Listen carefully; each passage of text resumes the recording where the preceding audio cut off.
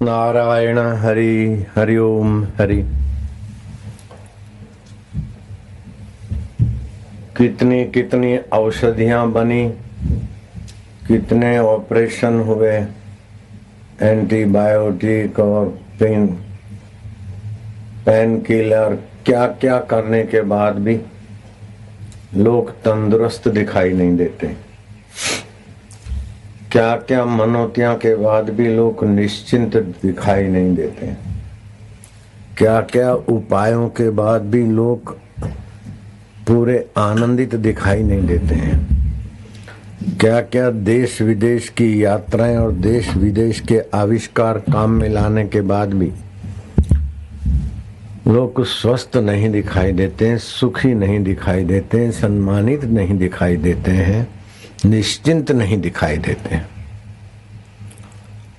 ऐसा नहीं कि अमुक वर्ग अभागा है इसलिए वो दुखी है।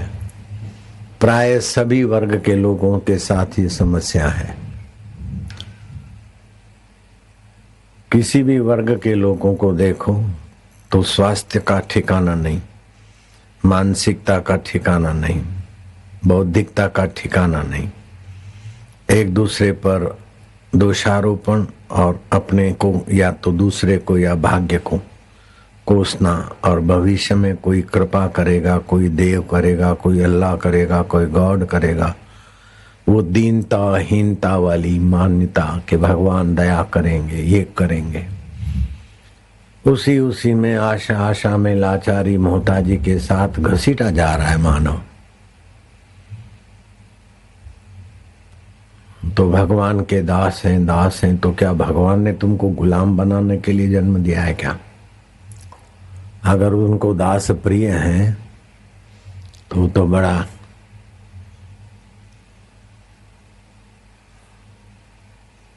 प्रश्न हो जाता है कि भगवान को दास प्रिय है, दास बनाता है। जैसे एक ग्वालिया अथवा एक गडरिया भेड़ों को और बकरों को चराता है दास बनाकर, फिर उससे अपना आजीविका चलाता है। तो क्या भगवान को कोई आजीविका चलानी है कि दासों की जरूरत है? फौज में भर्ती करते हैं ऑफिसर लोग तो उनको दासों की जरूरत है। सरकार ऑफिसरों को भर्ती करती तो उनको भी ऑफिसरों की जरूरत है। तो क्या भगवान को दासों की, सेवकों की, प्रचारकों की जरूरत है क्या? अगर जरूरत है तो ऐसा भगवान हमारा क्या भला कर लेगा? नारायण हरि नारायण हरि। इंद्रियों का स्वामी मन है और मन का स्वामी प्राण है। प्राण तालबद्ध न होने के कारण मन तालबद्ध नहीं। तो इंद्रियों पर शासन मन का ठीक चलता नहीं।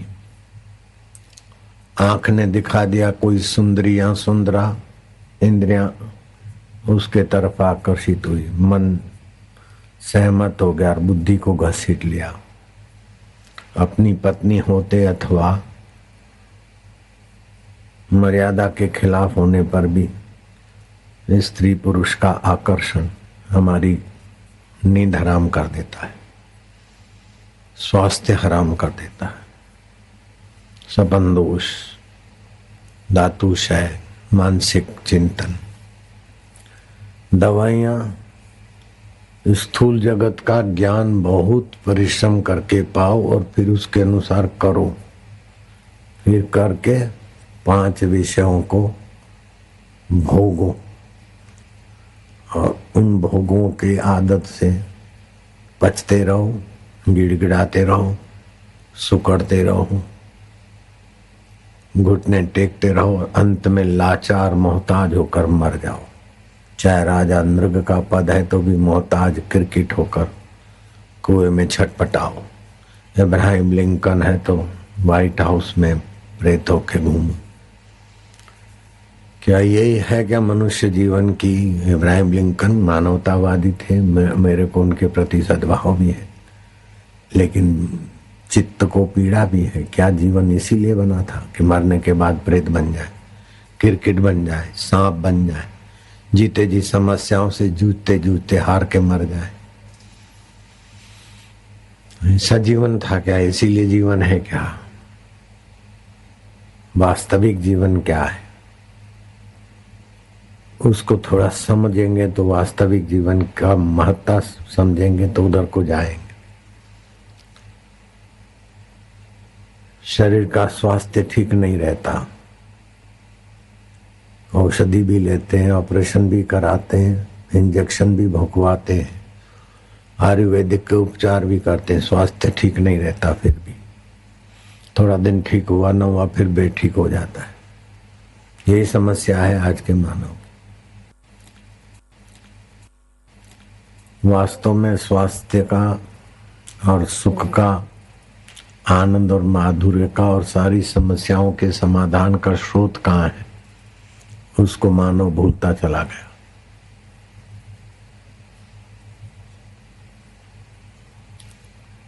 कूड़ा करकट है तो चादर डाल दी, अब ठीक ठाक हो गया। समय पाकर कूड़ा करकट चादर को भी कूड़ा करकट बना देगा, फिर दूसरी चादर, तीसरी चादर, ऐसे ही ऊपर ऊपर के उपचार, वही रोग, दीनता, हीनता, रिएक्शन, भविष्य की तकलीफें। कफ हो गया, खांसी हो गई, ले ली गोली, कफ सूख गया, लेकिन आगे चल के ट्यूमर बना, कैंसर बना। पीड़ा हो रही है, पेन किलर ले लिया, पीड़ा दब गई, लेकिन वो पेन किलर और भी मुसीबत ले आएगा। तो ऐसे उपाय करते हैं कि ज्यों ज्यों इलाज किया त्यों मर्ज बढ़ता गया। इसीलिए तो जीवन नहीं है। तो सही उपाय, रोग के मूल को समझना है और सही उपचार रोग के मूल को उखेड़ के आपको स्वास्थ्य दे। ये सही उपाय, सही उपचार है। तो विकार 5 है: शब्द, स्पर्श, रूप, रस और गंध। पति पत्नी का स्पर्श विकार है, गाना बजाना, खुशामद सुनना, ये शब्द विकार। जीभ को मजा आए ऐसे व्यंजन खाकर बीमारियां बनती हैं, वो भी एक विकार है। तो ये 5 विकार है, लेकिन इन 5 विकारों को के मूल में देखो तो 2 ही विकार है, राग और द्वेष। राग से खाया तो बीमार पड़ोगे, राग से पत्नी साथ व्यवहार किया तो जल्दी बूढ़े बनोगे, राग से किसी से जुड़े तो ममता हो जाएगी, अन्याय करोगे, द्वेष से किसी के साथ व्यवहार करोगे तो भी फंसोगे, अधर्म करोगे, अत्याचार करोगे। राग और द्वेष 5 विकारों का मूल है, राग और द्वेष। इस राग द्वेष को शिथिल किया अथवा राग द्वेष पर विजय पाना अथवा राग द्वेष को बाधित करना, ये बहुत ऊंचा साधन है। इससे शारीरिक स्वास्थ्य हंसते खेलते मिलेगा, मानसिक प्रसन्नता और संतुष्टि अपने घर की चीज हो जाएगी, और बौद्धिक विकास कल्पनातीत होगा। बड़े बड़े बुद्धिमान संतों के आगे मार्गदर्शन लेते, संत डॉक्टरी नहीं पढ़े हैं लेकिन डॉक्टर मार्गदर्शन लेते, नेतागिरी नहीं जानते, नेता आशीर्वाद लेते। तो आखिर उन महापुरुषों के पास ऐसी कौन सी चीज है? बोले भगवान भगवान भगवान। अगर उनके पास भगवान है तो आपके पास क्या है? शैतान है क्या? वैसे का वैसा भगवान तो आपके पास भी, लेकिन मनमुक्ता एक शैतानियत है। इसलिए सादी माम शिष्य, मनमुख। शिष्य का मतलब क्या है? मैं अब आपसे शासित होने योग्य हूं। 2 हाथ जोड़ते और तीसरा मत्था टेकते। हमारी कर्म इंद्री, ज्ञान इंद्री और मन, ये 11 हमको सता रहे थे।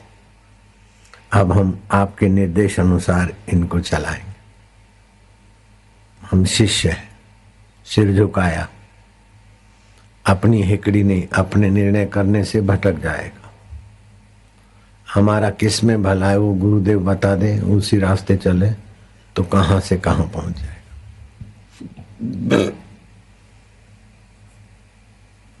तो इसका सुंदर उपाय कि इंद्रियों का स्वामी मन है और मन के स्वामी प्राण है और सभी के स्वामियों का स्वामी तुम्हारा सच्चिदानंद चैतन्य आत्मदेव है। उस आत्मदेव में विश्रांति पाने वाली साधना सीख लो। रोग यूं मिटते हैं, चिंता यूं जाती, बेवकूफी यूं भागती और भगवत लाभ सहज में होता है। दीक्षा के समय सभी को सिखाया जाता है, कहा जाता है कि 50 की गिनती हर रोज करना है, जिससे मन नियंत्रित हो, प्राण तालबद्ध हो, आयु आरोग्य पुष्टि रहे। जो लोग आज्ञा का पालन करके करते होंगे उनको तो लाभ होता होगा, लेकिन इस लाभ की महिमा न जानने के कारण एक खाना पूर्ति कर देते होंगे तो फिर खाना पूर्ति जैसा लाभ होता होगा।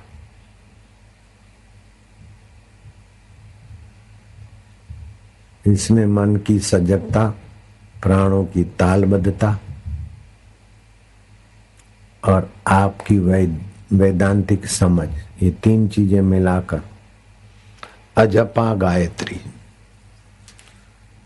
इससे आपका मन नियंत्रित होगा, इंद्रियां नियंत्रित होगी, प्राण तालबद्ध होगा और बीमारियां ऐसे जाएगी जैसे सूरज आते ही रात्रि के बैक्टीरिया और भूत पिशाच आदि का भय और तांडव गायब हो जाता है।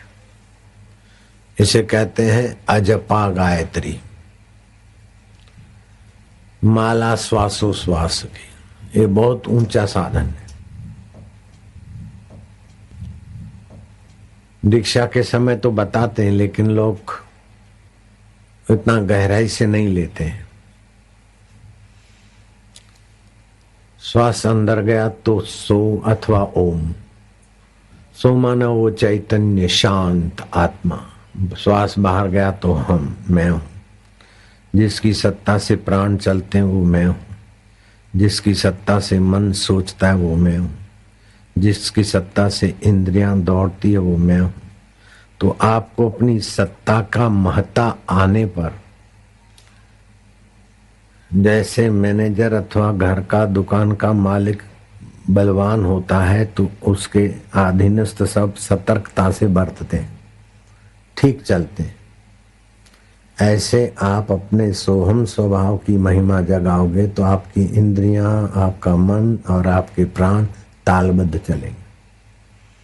औषधि ऊपर ऊपर स्थूल शरीर पर असर करती है, लेकिन मानसिक तनाव के कारण भी कई बीमारियां होती है, मानसिक वासनाओं के कारण भी होती है, बौद्धिक नासमझी के कारण भी होती है।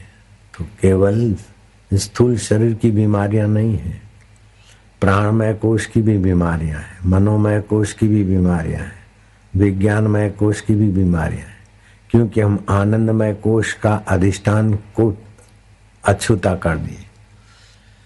कल गुरु पूर्णम निमित्त सार बात ये सुनाई गई थी कि स्थूल दुनिया का ज्ञान कितना भी पालो, वो ज्ञान पाकर उस विषय को, उस वस्तुओं को पाने के लिए आपको प्रयत्न करना पड़ेगा।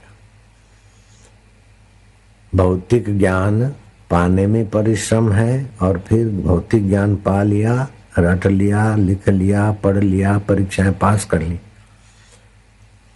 तो आप पूर्ण सुखी नहीं हुए। भौतिक ज्ञान के प्रमाण पत्र ले लिए, फिर तो आपको नौकरी धंधा क्रिया करो, क्रिया करके भी आप छूटते नहीं, फिर भोग खरीदो वस्तुएं और फिर उनका भोग भोगो। अगर भोग भोगने में औचित्य अनौचित्य का पता नहीं है तो वही भोग आपको ले डूबते।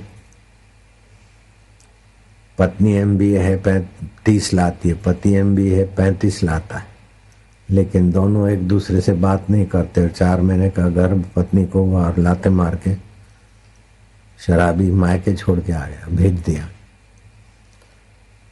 तो भौतिक ज्ञान के बाद, भौतिक सुविधाओं के बाद भी मन की बेवकूफी और विकारों का प्रभाव तो नहीं मिटता ना।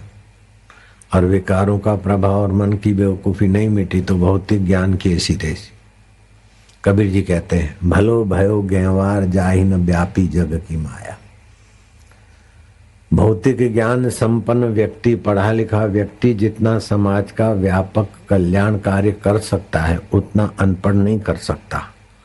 लेकिन पढ़े लिखे में अगर मन नियंत्रण का ज्ञान नहीं है, बुद्धि में समत्व नहीं है, पर दुख कातरता नहीं है, तो पढ़ा लिखा आदमी जितना शोषण करके दे गरीबों को और समाज को नोच कर बैठे हैं उतना अनपढ़ लोगों ने नहीं नोचा है। अरबों खरबों रुपए की तो बात क्या करूं, आंकड़े में गिन नहीं सकता हूं। उतने पैसे लोग शोषित करके बैठे, शोषक लोग इकट्ठा करके बैठे और उनकी पैसों की चिंता से और विशेष ज्यादा विलासिता से वो ही परेशान हो रहे हैं और जिनका नोचा है वो भी परेशान हो रहे हैं। शोषित भी परेशान है और शोषक भी परेशान है और शोषकों के बच्चे भी परेशान है। बिल्कुल सच्ची बात कहता हूं, इसको कोई काट नहीं सकता। तो सारे उपाय अपने आप को और दूसरों को सताने में ही लगते हैं भौतिक ज्ञान के। भौतिक ज्ञान के साथ दैविक ज्ञान होना चाहिए और दैविक ज्ञान का मूल जो है अध्यात्म ज्ञान। अध्यात्म ज्ञान पहले दीक्षा होती थी, बाद में शिक्षा होती थी। राम जी की पहले दीक्षा हुई है, बाद में शिक्षा हुई। दीक्षा माना ठीक दिशा आपके अपने स्वरूप की। तो अब लंबी व्याख्या में नहीं करूंगा, विस्तार में नहीं जाता हूं। जो शिष्य है, शिष्य का मतलब है कि गुरु जी ने आज्ञा कर दिया, बस करना है। कमर सीधी, गर्दन सीधी। आप अपने नाक के अग्र हिस्से में नजर रखो। श्वास अंदर गया सो, बाहर आया तो हंग। ये अजपा गायत्री चलती रहती है। उसमें आप प्रवेश करोगे तो आपका मन, आपकी इंद्रियां, आपका स्वास्थ्य, आपका जीवन इतना ऊंचा उठेगा, इतना महकेगा, इतना निरोग स्वाभाविक रहेगा। मैं कितना बदपरहेजी करता हूँ, कभी किधर रहना, किधर खाना, किधर सोना, टाइम टेबल जहाजों के अनुसार। फिर भी स्वास्थ्य के लिए मुझे इंजेक्शन कैप्सूल नहीं लेने पड़ते, दवाइयों की गुलामी नहीं करनी पड़ती है। खुशी के लिए मुझे क्लबों में लेडा लेडियों की नाई अपवित्र आचरण नहीं करना पड़ता है और ज्ञान के लिए मुझे पोथे नहीं रटने पड़ते हैं। सब उस सच्चिदानंद से मिलता रहता है और आप लोग भी आनंदित होते रहते हैं। तो एक ऊंचा ठिकाना भी है ना, जब आपके पास है तो फिर काहे को परेशान होते। एक भिखमंगे ने ठान लिया कि मैं राजा बनूंगा, कैसा भी करके मैं संपत्ति इकट्ठी करूं और सम्राट बनूंगा। वो सुबह 10 से शाम को 5 तक भीख मांगता था। अब तो जहां भीख मांगता था वहीं उसने सोना, खाना पीना, लेटना कर दिया। सुबह 4 बजे की लोकल आए तो उठ के खड़ा हो जाता, बैठ जाता, भाई बाप कुछ दे तो। और 5:30 वाली एक्सप्रेस को भी नहीं छोड़ता था।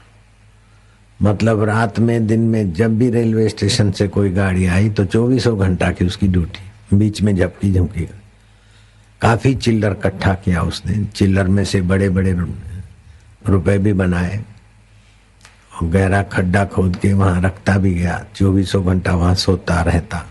बड़ी चौकीदारी भी थी, तत्परता भी थी। लेकिन एक दिन वो भिखमंगा मर गया तो उसका बैठने उठने का जो कुछ छपड़ू छुपड़ू कुछ रखा था वो तो हटा दिया लोगों ने। साफ सफाई करने के बहाने जरा फावड़ा बावड़ा लाए तो अंदर कुछ खदबदा देखा, खोदा तो हो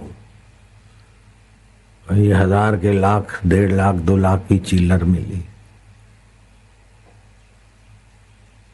और कुछ मिलेगा तो खोदते गए तो पुराना खजाना राजा का मिल गया। अब भिखमंगा तो भिखमंगता रहते ही चला गया। जहां बैठा था वहां खोजा नहीं, अपना और जमा किया सम्राट होने के लिए। सम्राट का खजाना तो पहले से था, उसी पे भीख मांग रहा था। भीख मांग के कोई सम्राट बन सकता है क्या? खोदता वहां थोड़ा। ऐसे ही ये मिल जाए, हे नाक तू मजा दे दे, हे आंख तू मजा दे दे, हे जीभ तू मजा दे दे, हे वाहवाई तू मजा दे दे, हे ललना का हाडमास तू मजा दे दे, हे ललुआ का हाडमास तू मजा दे दे। ये भिखमंगे हैं। विकारों के द्वारा जो मजा लेने पड़ते वो भिखारी जैसी दशा है। आपका खजानों का खजाना, सम्राटों के सम्राट का खजाना, आप जहाँ बैठते उठते, जहाँ से श्वास चलता है, मन संकल्प विकल्प करता है, बुद्धि निर्णय करती है, सब बदल जाता है। फिर भी जो नहीं बदलता है सो हम, वो मैं हूं। उसमें विश्रांति पाते जाए तो वो दिन दूर नहीं कि सम्राट भी आपके आगे कंगले लगे। दुनिया के संपदा शोषित करके जो शोषक सुखी अपने को मानते हैं वो आपको दया पात्र लगेंगे। आप इतने सुख में, इतने स्वास्थ्य में, इतने माधुर्य में पहुंच जाओगे। सुन्या सखना कोई नहीं, सबके भीतर लाल, मूर्ख ग्रंथि खोले नहीं, कर्मी भयो कंगाल। भौतिक कर्मों में अपने को खपाओ मत। भौतिक कर्म करो लेकिन कर्तृत्व के अभिमान को मिटाने के लिए, और जहाँ से किए जाते हैं उस परमात्मा में विश्रांति पाने के लिए। कर्म इसलिए करो, सेवा भाव से, सद्भाव से, तत्परता से करो कि कर्म करने की वासना और फल की वासना चली जाए तो आप निर्लेप नारायण हो जाओ। मानो तो ऐसा मानो कि बस नेता है तो है, जानो तो उसी को जानो, सो हम। इसको अजपा गायत्री कहा गया है। और कबीर जी ने कहा, माला श्वासो श्वास की, जगत भगत के बीच, जो फेरे सो गुरुमुखी, ना फेरे सो नीच। जो आदि भौतिक को महत्ता दे बैठे, नीचे कर्मों में, नीचे भोगों में खपे हैं, वो ऐसी ऊंची साधना नहीं कर सकता। अगर ऐसी ऊंची साधना करे तो नीची दवाइयां, नीचे भोग और नीचे कर्मों से मन उठ जाएगा ऊपर। तो अब गुरु आज्ञा समझो, गुरु कृपा समझो, गुरु संदेश समझो कि इस गुरु पूनम से आपको अजपा जाप गायत्री, मूल गायत्री सोहम, उसमें कम से कम 100 की गिनती। और रात ये आसान नहीं है। श्वासोश्वास तो चलता है, लेकिन श्वास की रिदम बनाना, उसमें मन लगाना और उसके आनंद में प्रवेश करना शुरुआत में कठिन लगेगा। सुबह 4 से 6 के बीच की संधि काल में मन शांत भाव से निद्रा से उठता, उस समय करना आसान पड़ेगा। मेरी आज नींद खुल गई थी 3:30 बजे। मैं लेटे लेटे 4 बजे तक उसी में था। फिर 4 के बाद उठ के बैठा। फिर धरती पे मेरा आसन बिछा होता है, पलंग पे ज्यादा देर तो झोंका आ जाए। फिर धरती पे जो बिछा था उधर करते करते 7 बजे तक मैं वहां अंदर रहा। बाद में घूमने गया, फिर ध्यान आसन ये चलता रहा। तो प्रतिदिन 2-3 घंटे परमात्मा ध्यान में गुजारने चाहिए। ध्यान के समान कोई तीर्थ नहीं, ध्यान के समान कोई यज्ञ नहीं, ध्यान के समान कोई तप नहीं, ध्यान के समान कोई दान नहीं, ध्यान के समान कोई स्नान नहीं। स्नान करते हो तो तुम्हारा स्थूल शरीर नहाता है, लेकिन ये अजपा ध्यान में तुम स्वयं परमात्मा में नहाओगे। दान करने से तुम्हारा धन शुद्ध होता है, लेकिन परमात्मा ध्यान में तुम स्वयं शुद्ध हो जाओगे। कर्ता शुद्ध हो जाएगा तो उसके कर्म भी शुद्ध हो जाएंगे, फल भी शुद्ध आएगा। कर्ता अशुद्ध होगा तो कर्म शुद्ध करने पर भी कर्ता का उद्देश्य अशुद्ध होने से अपने और दूसरों के लिए मुसीबत बनेगा, ठग बनेगा। बनते भगत ठगते, जगत पड़ते भव की जाल में। तो अध्यात्म ज्ञान के बिना भौतिक ज्ञान आदमी को खपा खपा के खपाएगा। कितना भी भौतिक ज्ञान पा लिया, फिर आपको नौकरी धंधा कुछ करना है और करके रुपए पैसों से वस्तुएं लानी है, और फिर वस्तुओं को नियंत्रित होकर भोगे तो वैराग्य आएगा। और लेकिन नियंत्रण कहाँ है? तो राग उत्पन्न होगा, राग होगा तो द्वेष होगा। जन्म मरण का चक्र को आप गति दे रहे हैं भौतिक सुख लेकर। भौतिक ज्ञान और भौतिक सुख आप मुसीबत बढ़ाने के लिए ले रहे हैं। भौतिक ज्ञान और भौतिक सुख में आदि देविक और आध्यात्मिक का संपुट लगा दीजिए, तो आप इसका उपयोग सदुपयोग कर लेंगे। घोड़ा तो पाला है, लेकिन घोड़े की लगाम नियंत्रण में नहीं है, तो घोड़े की पूंछ पकड़ रहे हैं तो परेशान हो जाएंगे। जो आया सो खा लिया, जो आया सो बोल दिया, जहां आया वहां चले गए। जिस किसी से मेल मिलाप कर दिया, अरे भाई वो तुम्हारे रास्ते का है, सज्जनता के रास्ते का है कि तुम्हें साधना से गिराने वाला है, विचार करके संग करो। निर्माण मोहा, श्री कृष्ण कहते हैं मोह को निर्वाण करो। जित संग दोषा, संग के दोषों को जीतो, संग के दोष में गिरो मत। अध्यात्म नित्या, नित्य अध्यात्मता का रस पान करो। विनिवृत्त कामा, कामनाओं को निवृत्त करते जाओ। ये कामना पूरी हो जाए, ये पूरी हो जाए, फंसोगे। कामना पूरी करने में तो पराधीनता है, प्रारब्ध की, पुरुषार्थ की, वातावरण की, लेकिन कामना निवृत्त करने में तुम स्वतंत्र हो। 100 की कर दो 60, 100 कामनाओं में से 60 कर दो, आधा कर दो काट, 30 हो गए। 10 देंगे, 10 छुड़ाएंगे, 10 पूरी करेंगे, 10 छुड़ाएंगे, 10 के हाथ जोड़ेंगे। अभी तो सोहम स्वभाव में रहो, तो आप सचमुच में अपने तो क्या, अपने कुल के क्या, अपने समाज के, अपनी मानवता के तारणहार हो जाओगे। फिर आपको डूबने का सवाल ही नहीं। इस साधना में लगे रहो। चलती चक्की देख के दिया कबीरा रोए, 2 पाटन के बीच में साबित बचा न कोई। गेहूं के दाने हो, बाजरी की हो, चाहे जौ के हो, कुछ चक्की के बीच आते पिस जाते। लेकिन संत ने और गहरे में जाकर उपाय खोज लिया। चक्की चाले तो चालन दे, तू काहे को रोए। लगा रहे तू खील से, तो बाल न बांका होए। जो दाना खील पर अटक जाता है वो पिसता नहीं। ऐसे ही अपने सोहम स्वभाव में रुक गए तो आप विकारों में पिसने से, बीमारियों में पिसने से, दुखों में पिसने से बच गए। इस गुरु पूनम का नया पाठ कहो, नई साधना कहो, है तो बड़ी प्राचीन। ये सोहम की साधना करोगे तो मन नियंत्रित होगा, घर के झगड़े शांत होंगे, वासनाओं का वेग शांत होगा, राग शांत होगा, द्वेष शांत होगा, काम शांत होगा, क्रोध शांत होगा। एक दिन में नहीं, सुबह आधा पौना घंटा, 1 घंटा उसी में लग जाओ। दोपहर के संधि काल में जहां भी जैसे समय मिले थोड़ा करो, शाम की संधि में करो। इससे आत्म वैभव प्रकट होगा। भौतिक ज्ञान क्रिया में ले जाएगा, क्रिया में फिर धन वैभव में ले जाएगा।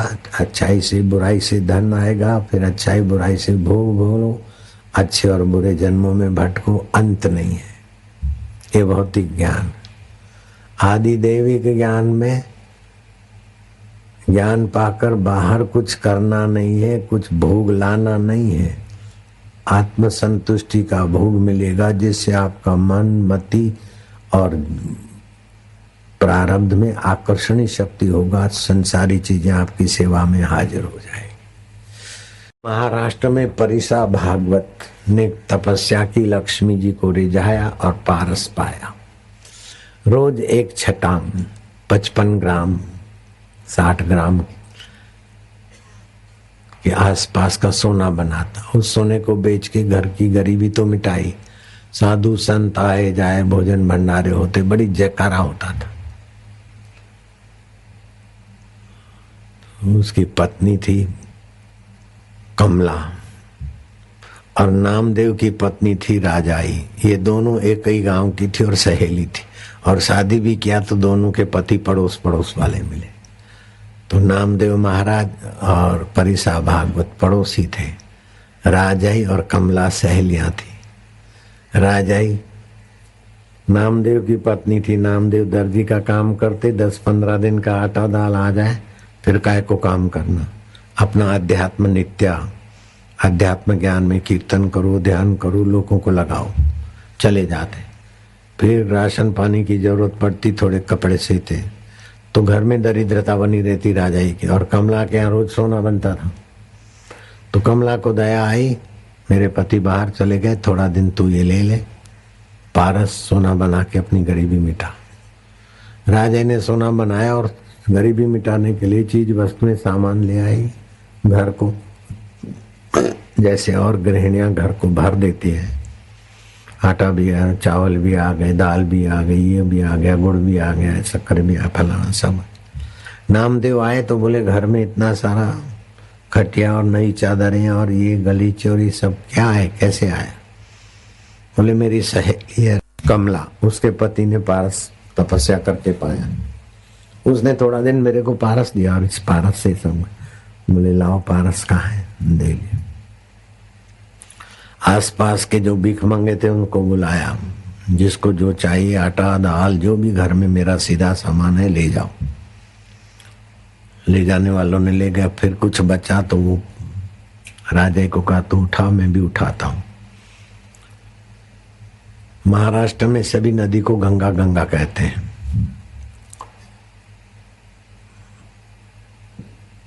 गए गंगा किनारे, वहां भी जो आवश्यकतामंद थे वो जो पोटले उठा के ले गए, उनमें बांट दिया। नामदेव ने राजा को कहा तू जा घर, अब हराम का सोना और हराम के भोग भोग कर इंद्रियां विषयों में और मन इंद्रियों के पीछे, बुद्धि मन के पीछे और मैं बुद्धि के पीछे, मेरा तेरा विनाश होगा। मैं विट्ठल के पीछे और बुद्धि मेरे पीछे, विट्ठल के ध्यान में, मन उसके संपर्क में, इंद्रियां मन के कहने में और विषय नियंत्रित। खाओ लेकिन भूख मिटाने के लिए, स्वाद लेने के लिए नहीं। पति पत्नियों के जीव संतान पैदा करने के लिए। वो किसान बड़ा अभागा है, मूर्ख है कि खेड़ता है लेकिन बोता नहीं, बीज नहीं बोता। ऐसे ही वे विषय विकार भोगते हैं लेकिन संतान का गर्भाधान नहीं करते, तो एक दूसरे का सत्यानाश ही तो करते। भोग भोग के वीर्य का ही नाश करते, रजवीर्य का। जैसे किसान खेड़ता रहे और बोए नहीं तो मूर्ख है ना, हल और अपनी शक्ति नाश करता है, ऐसे ही शरीर अपना चित्त नाश करता है। संभोग भोग भोग के गर्भाधान करने के लिए संभोग किया तो अलग बात है, लेकिन ऐसे संभोग करके मजा लेना है तो मुसीबत बुला रहे, राग बढ़ा रहे, बुढ़ापे में द्वेष बढ़ेगा, नीच योनियों को जाएंगे, सुअर सूरी बनेंगे, बकरा बकरी बनेंगे, कबूतर कबूतरी बनेंगे और भी खरगोश खरगोशी बनेंगे। तो जिनको जिसमें आसक्ति होती है वो राग उनको उन्हीं योनियों में ले जाता है, उनकी आसक्ति के अनुरूप भोग भोग सके। बहुत गंभीर बात चल रही है। आपको लाइन में लगने का मौका मिलेगा, लेकिन किसी जगह लाइन में न लगना पड़े, आप मुक्त हो जाए, ऐसा सत्संग सुनना बहुत जरूरी है। तो मैं आपको हाथ जोड़ के प्रार्थना करता हूँ, जो जिंदगी गंवाई सो गंवाई, जो शरीर गंवाया सो गंवाया, जो समय गंवाया सो गंवाया, अभी बाकी का समय आप संभल जाओ। समझते हो बात को? वो किसान अभागा है जो खेड़े और बीज न बोए। ऐसे पति पत्नी का मिलन करे और संतान नहीं चाहिए, वो कुछ का कुछ गोलियां खाए, गर्भपात कराए, ये तो अपने साथ जुल्म कर रहे हैं लोग। तो मेरे साधक इस जुल्म के परंपरा से बाहर निकलेंगे। आप संभोग कौन चाहता है? सुरा और सुंदरी कौन चाहता है? जो अंदर से अतृप्त है। शारीरिक तनाव है, मानसिक तनाव है, बौद्धिक तनाव है, उसको सुरा सुंदरी चाहिए। आप इन तनावों से मुक्त रह जाओगे। श्वास अंदर गया सो वो चैतन्य जो आनंद स्वरूप है, ज्ञान स्वरूप है, सर्व का हितेशी वो मेरा परमात्मा स्वरूप। ओम अथवा सोहम। श्वासोश्वास की साधना शुरू कर दो। माला तो जपते हो 10 माला, वो ज्यादा बढ़ाओ तो ठीक है, नहीं बढ़ाओगे तब भी मुझे कोई नाराजी नहीं होगी। इस साधन को बढ़ा दो आप श्वासोश्वास के साथ। सुबह नींद में से उठते ही करो, इसमें जल्दी गति होगी। शुरू शुरू में भले गति ना हो, आप साधन करते जाओगे, मन इधर उधर जाएगा अथवा नींद आ जाएगी, तो सुबह तो बैठ के ही करना है, नींद के चक्कर में नहीं पड़ना। रात्रि को सोते सोते भी करोगे तो चलेगा, क्योंकि नींद आएगी तो आगे चल के वो नींद योग निद्रा बन जाएगी। मुझे इस साधन से बड़ा गजब का फायदा हुआ, और जो ही ये कुप्रचार चला त्यों मैं उसी साधन में रहने लगा। तो सारे कुप्रचार वालों के हथियार गिर गए नीचे। आप आत्म तृप्ति में रहो, परमात्मा में रहो, तो आदि भौतिक ज्ञान के बाद आदि भौतिक कर्म करो, आदि भौतिक भोग लाओ, आदि भौतिक भोग भोगो, आदि भौतिक भोग भोगने वाले शरीर को बीमार करो, सताओ, और उस भोग की वासना लेकर फिर मरो और जन्मो। इससे आदि दैविक ऊंचा है। आदि दैविक इंद्रियों के जो स्वामी, जैसे नेत्र के स्वामी सूर्य है, मन के स्वामी चंद्रमा है, बुद्धि के स्वामी सूर्य हैं, इस प्रकार इन देवों की उपासना मन से करो। और देवों में जो देवत्व है, उस भगवान की भक्ति पूजा सुमरण जो भगत लोग करते हैं, उससे भी आपको संतुष्टि प्रीति मिलेगी। लेकिन भगवान बाहर हैं, दूर हैं, उनकी कृपा से ये हुआ, देवता की कृपा से हुआ, ये बना रहेगा। जब आध्यात्मिकता में आ गए सीधे सोहम स्वरूप में, तो फिर वहाँ करना नहीं है, दूर नहीं है, दुर्लभ नहीं है, परे नहीं है, पराये नहीं है।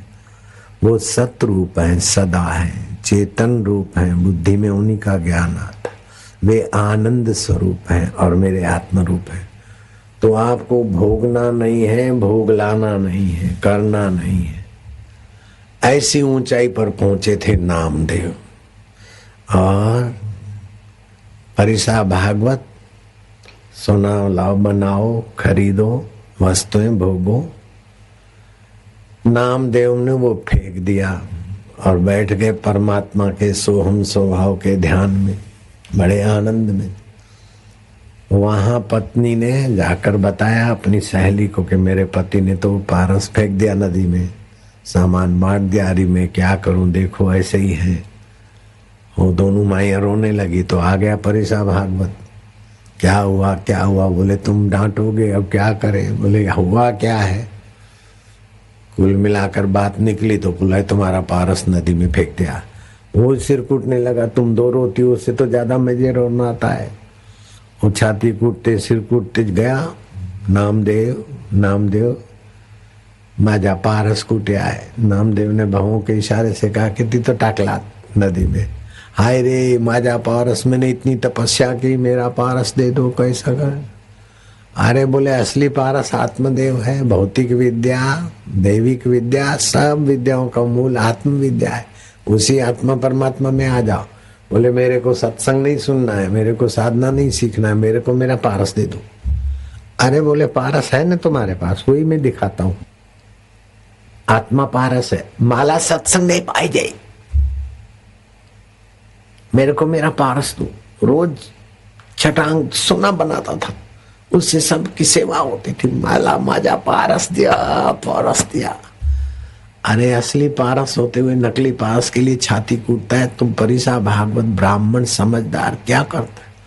माला उपदेश नहीं पाहिजे, माला सत्संग नहीं पाहिजे, माझा भाऊ। दूसरा होता तो मैं गला दबा देता। अब तुम संत हो, मैं हाथ जोड़ दो। माझा बाप, माला माझा पारस पाहिजे, पारस पाहिजे, पारस पारस। नामदेव ने देखा ये तो कहीं छाती कूटता हुआ कहीं गंगा जी में न कूद जाए। बोले ठहर में देता हूं। ओम करके जंप मारा नदी में और बहुत सारे पत्थर लाए, संकल्प कर दिया। बोले ये सब पारस है, लो हैं इतने पारस, सब एक जैसे। नदी के किनारे कहीं लोहा का टुकड़ा पड़ा था, पत्थर जगह। बोले सोना हो गया। दूसरा लो, दूसरे को सोना, सब पारस। नामदेव ये कैसे हो गया? बोले असली पारस मिट्टी को तो यदि वो संकल्प चलाए, पत्थर भी पारस हो जाए, ऐसा आत्म पारस है सोहम स्वभाव। मैं आपको हाथ जोड़कर इसीलिए बोल रहा हूं कि जैसे नन्हे मुन्नों को माँ हाथ जोड़ के बोलती ना, मेरे बेटे खा ले, नहीं तो हाथ क्या जोड़ना है, तो गुरु के पद पे हूं, ये तुम्हें करना है तो आपको करना चाहिए। लेकिन तुम लोग बबलू हो इसलिए हाथ जुड़वाना हो। आज से बापू की आ गया, ये करना ही है बस। सोहम की साधना कर दो। सब जो भी है अभी देश विदेश में जो सुन रहे उसमें लगो। आदि भौतिक ज्ञान का तो पोल खोल दिया, आदि देवी ज्ञान भी ऐसे ही है। आदि देवी शक्तियां आएगी, सोने की लंका बनी फिर भी क्या जख मारा। आदि देविक शक्तियों के बल से आप उड़ गए, अदृश्य हो गए। हिरण्यकश्यप ने आदि देविक शक्तियों से बिना जोते बिना बोए खेत खलियों में धान पैदा हो जाता था। आदि देविक शक्तियों से समुद्र उछल उछल कर रत्न दे देता था। धरती में धरती के गर्भ में छुपे धातु धरती बाहर पटक देती थी। ये आदि देवी शक्तियां थी उनके पास, लेकिन फिर भी वासना नहीं मिटी। आत्मरस के बिना वासना मिटेगी नहीं। बिनु रघुवीर पद जिय की जर नहीं न जाई। परमात्मा पद के बिना जीवात्मा की तपन नहीं मिटती। तो आप परमात्मा पद में पहुंचो। जे कर मिले तो राम मिले, और सब मिले तो क्या मिला। अगर मिले तो परमात्मा शांति मिले, परमात्मा सुख मिले, परमात्मा लाभ हो। आत्म लाभात परम लाभम न विद्यते, आत्मज्ञानात परम ज्ञानम न विद्यते, आत्म सुखात परम सुखम न विद्यते। आत्मा के सुख के आगे इंद्र का सुख भी बोना पड़ जाता है, ऐसा सुख आपको मिले। आत्मज्ञान के आगे दुनिया का आदि भौतिक आदि दैविक ज्ञान कोई माना नहीं रखता। आदि भौतिक ज्ञान कितना भी पाओ उसके बाद फिर क्रिया करनी पड़ती है। नौकरी धंधा काम भी, साइंटिस्टों को खोज आविष्कार सब करना पड़ता है।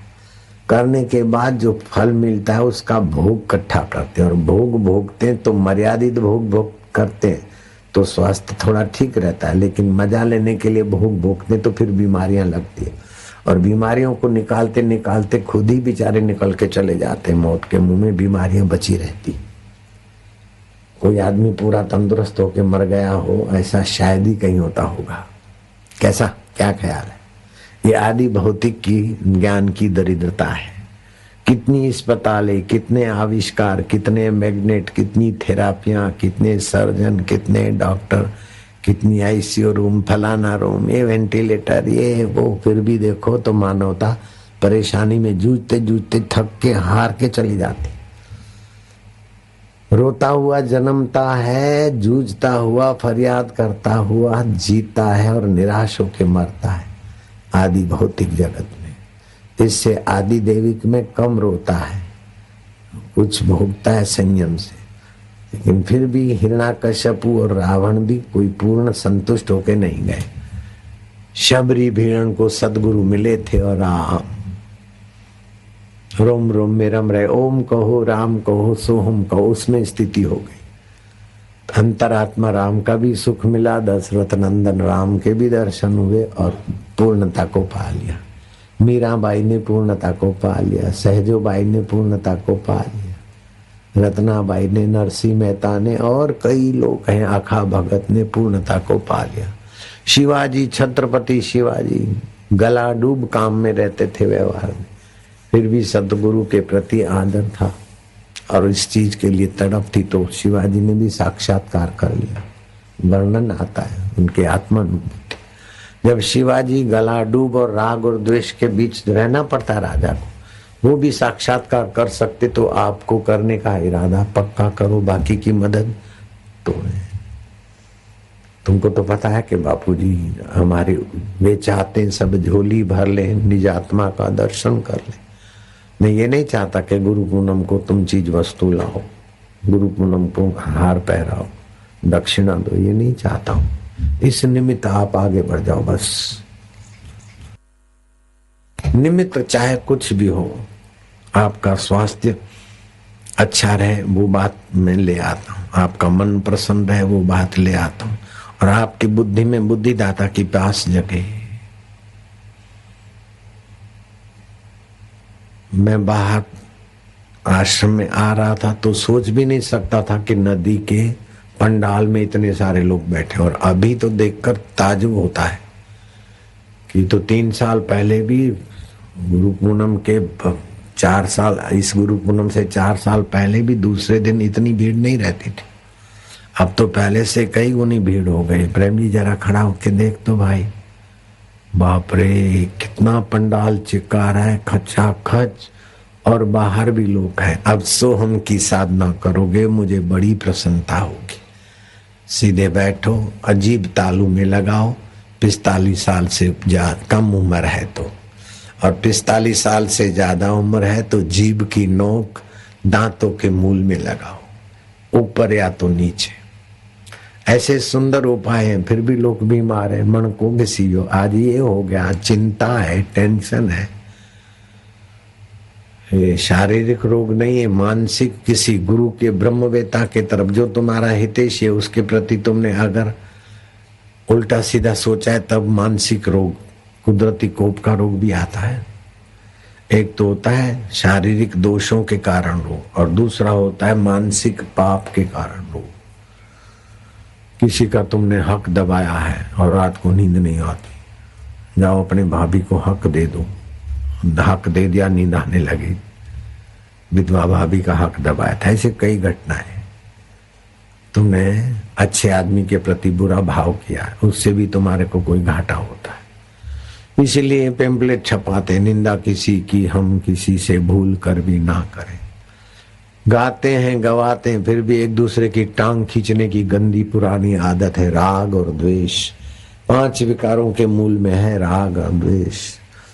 आप श्वास अंदर जाए और बाहर आए तो गिनती, और इससे बहुत भारी लाभ छुपा है इसमें।